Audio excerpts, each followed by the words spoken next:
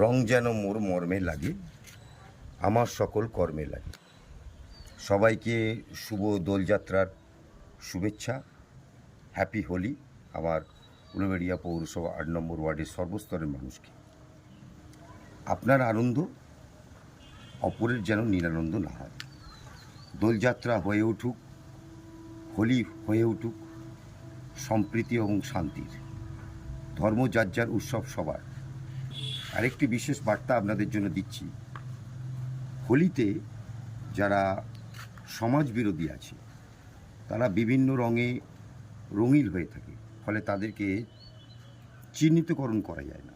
সেই সময় এইসব সমাজবিরোধীরা বিভিন্ন রকম ক্রাইম করে। এই ধরনের